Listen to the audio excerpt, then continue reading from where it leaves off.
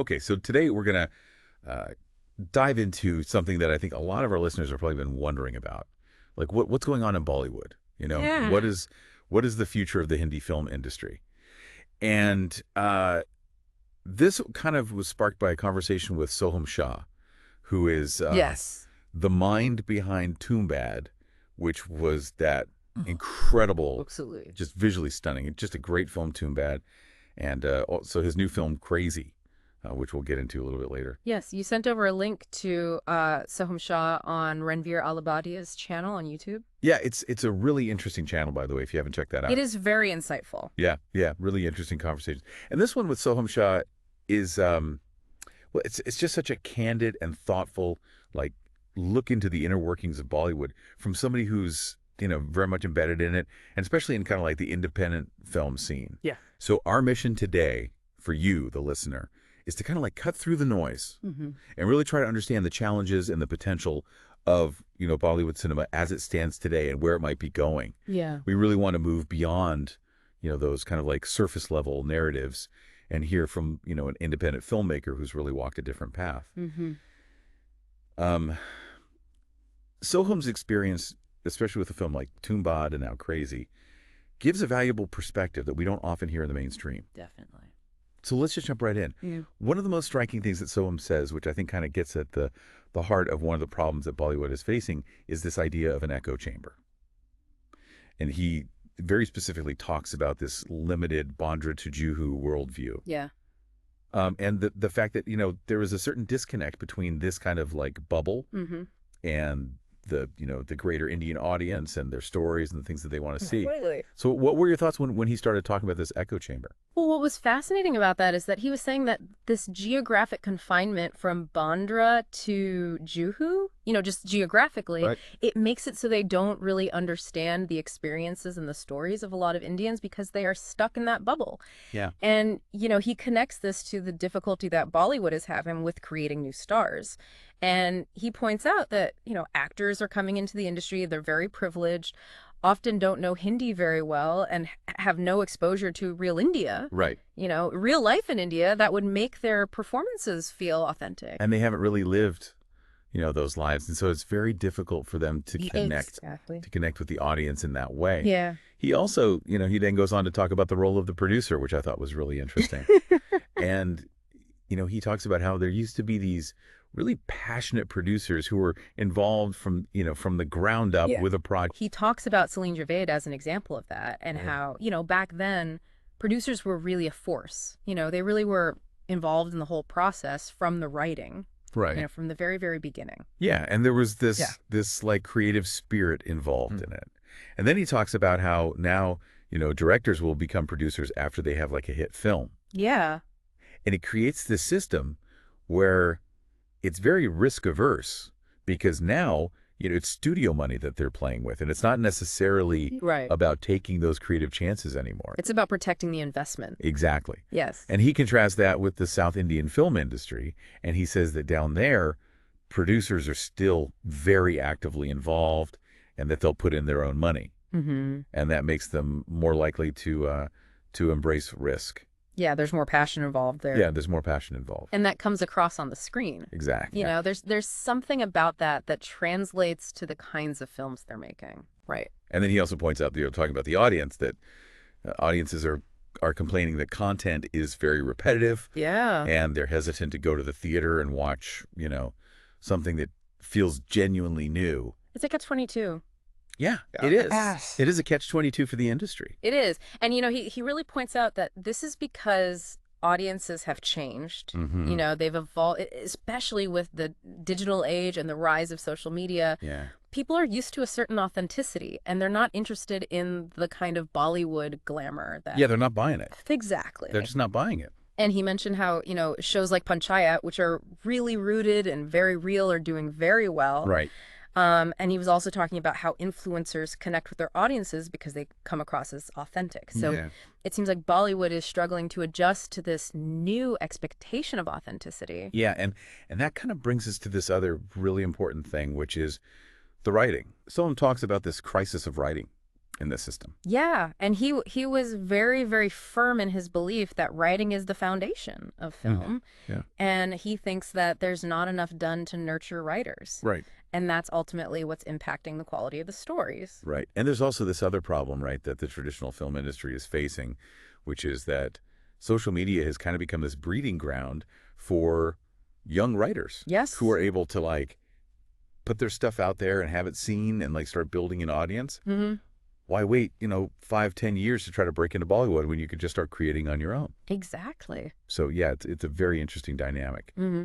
I'm curious to see how that's going to play out, over the next 5 to 10 years. Mm-hmm. Mm-hmm. So let's switch gears a little bit and talk about Sohm's journey as an independent filmmaker. Yes. I mean, the fact that Tumbbad took 6 years and Crazy took 3 years to make just shows you the level of dedication that he has. And it's not about chasing money. He's making films that he really wants to see. Yes. That have an Indian soul, but that are also world class. Yeah, he really believes in the quality of the work. Yeah. And taking the time to make it right. And he had a really interesting definition of what makes a great producer. Yeah, he talks about these figures like Raj Kapoor who were so passionate and took risks. Yes. And Amir Khan who's willing to support Yes. these new and unusual films. Right. So it's not just about managing the money, it's about being a creative partner. Right. And championing good ideas and nurturing talent. Right. And he also said that actors have the most chilled job, which is probably true. Yeah, he said that producers are really the ones that are doing all the work. Yeah, it's a thankless job. Yes. And it's really carrying a film from its very conception all the way to the screen. Absolutely. Then the conversation kind of drifts towards nepotism versus opportunity, which is always a hot topic. Always. When it comes to Bollywood. And Sohum brings up an interesting point about how, of course, those who come from film families have an advantage. He calls it the first paid in. Yeah, the first step. The first step. Yeah. They have the first step, already taken care of. Mm-hmm. But then he makes this other interesting observation, that those with real-world experience might actually have an advantage now. Yeah. Because audiences are looking for authentic stories. Right. So in a way, not having those connections could actually be a strength. It's interesting. If you're trying to connect with an audience that wants real, relatable narrative. Yeah, absolutely. I thought that was a really insightful point. Yeah. Let's talk about Tumbbad for a second. Okay. Because it's interesting. When it was re-released, it earned 3 times more than its initial run. Yeah. So that says something about the quality of the film and its ability to find an audience over time. It does. And for Sohum, I think it probably really validated his whole approach of I'm going to focus on passion. Yeah. I'm not going to worry so much about the money, because he did struggle financially to get that film made. Mm-hmm. So to see it, have that kind of success later on, I think must have been really gratifying. Absolutely. And it makes it even more interesting that even with the success of Tumbbad, he hasn't been embraced by mainstream Bollywood. It's almost like he's operating in a completely different world. Yeah. He actually says that he feels like he's in a different space with different aspirations. Mm-hmm. And it was cool to hear him talk about, up-and-coming actors. He mentioned Laksh and Varun Sood. Yeah. And said that they have the superstar material, Yeah. which I thought was interesting. His take on PR was also really funny. He said that PR is like salt in the dough, not dough in the salt. Meaning that the substance should be there. Yeah. And PR should just enhance it. Right. It's not about trying to, make something out of nothing. Right. It's about supporting something that's already good. Exactly. Which I thought was a good perspective. And he seems very uninterested in film awards. Yeah, he says that the box office is what matters. Yeah, he wants to be able to keep making films. Mm-hmm. Mm-hmm. And to do that, he needs to have financial success. Right. And I thought it was nice to hear him talk about his love of classic comedies and filmmakers like Hrishikesh Mukherjee. Yeah, it shows that he appreciates that kind of timeless storytelling. Right. Those connections with the audience across generations. And then he talked about Mumbai, Yeah. which is such a character in itself in so many films. Mm-hmm. And he described it as both meditative and growth-oriented, Yeah. which I thought was really interesting given that he also talked about how difficult it was for him when he first came to the city and how isolated he felt. It shows a real resilience. Yeah. To go through those struggles and still come out with that perspective on the city. Yeah, and he had these really interesting mini analyses of different artists like Javed Akhtar and Nawazuddin Siddiqui, Yes, he did. Shah Rukh Khan, Salman Khan, Alia Bhatt, Ranbir Kapoor. He had an interesting take on each of them. Yeah, he was talking about what it is that they do that connects with the audience. Right. And, he was, especially, he really admires actors like Om Puri and Irfan Khan. He really does. And he even shared this story about how Irfan struggled early on because his acting style was so different. Right. And it just shows that sometimes it takes time for people to recognize real talent. It really does.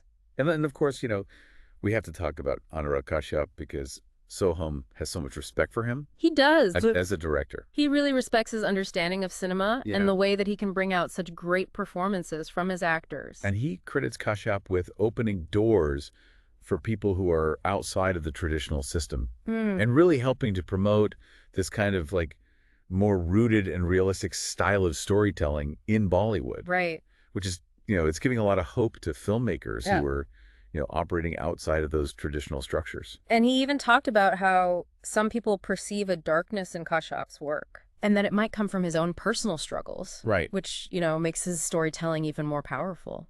He also talked about other actors he admires. He talked about Jaideep Alawat and Fahad Fasil, who's a big name in Malayalam cinema. Yeah, he represents that kind of really strong acting that he thinks Bollywood needs. Yeah, Aldu Arjun. Yes.